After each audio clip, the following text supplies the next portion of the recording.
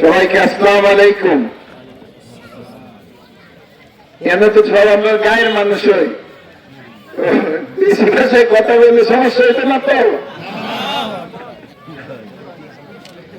আজকে 15 বছর আগে 16 বছর আগে হক সাহেব উনি আজকে নাই আমাদের মধ্যে, তো উনি আমারে এই রাজনীতির মাঠে নিয়ে আসছিলেন।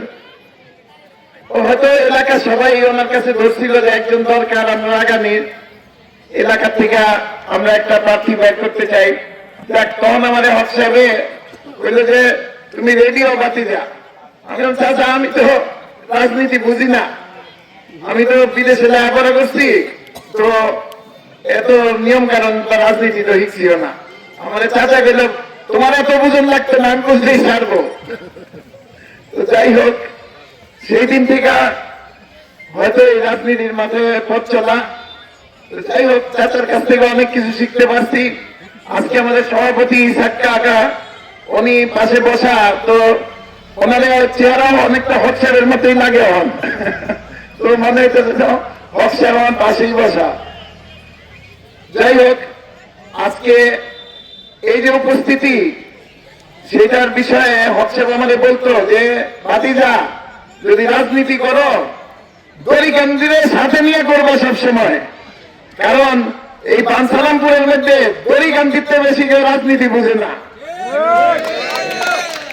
এবং দড়িকান্দি যদি একত্র থাকে এই যে কোনো নির্বাচন যদি সুস্থভাবে হয় তাহলে জয় করা কঠিন হবে না ইনশাআল্লাহ। আমি খুবই আনন্দিত এই এমপি নির্বাচনে ফলাফল যাই হোক, আজকে দড়িকান্দি ইউনিয়নবাসী সম্পূর্ণ এক হয়ে আমার সমর্থন দিছে, এটাই আমি খুশি। আপনারা যে যার জায়গা থেকে পারেন যেভাবে সম্ভব কিভাবে কাজ করলে আগানো যায়, আপনারা আমার চেয়ে বেশি অভিজ্ঞ। আপনারা অনেক নির্বাচন করছেন অতীতে,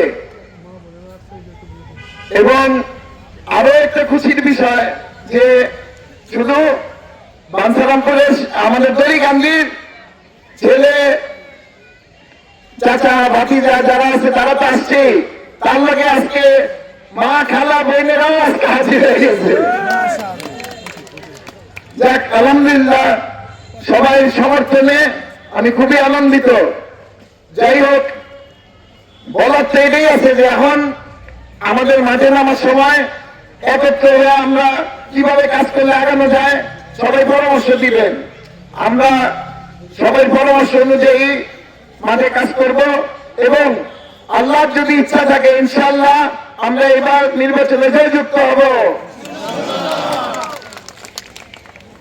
কথা বেশি বলার নাই, এইটুকুই আপনাদের সকলের কাছে অনুরোধ, আমরা ঐক্যবদ্ধভাবে কাজ করা যেন আগে যেতে পারি, সুস্থভাবে সুন্দরভাবে এই নির্বাচনটা আমরা করতে পারি, সেই কামনা রইল সবার কাছে। আমি বেশি কথা বলে সময় নষ্ট করতে চাই না, পয়েন্টে থাকতে চাই, আমরা একত্রভাবে লড়তে চাই এবং বিজয় ছিনে আনতে চাই ইনশাআল্লাহ। তো সবাইকে ধন্যবাদ এখানে একত্রে আসার জন্য। আমি সত্যি খুব আনন্দিত এবং আশা করি আমরা এবার একটা ভালো ফল আনতে পারবো ইনশাআল্লাহ। তো যাই হোক, সবাইকে ধন্যবাদ জানিয়ে আমার বক্তব্য শেষ করছি। আসসালামু আলাইকুম ওয়া রাহমাতুল্লাহি ওয়া বারাকাতুহু।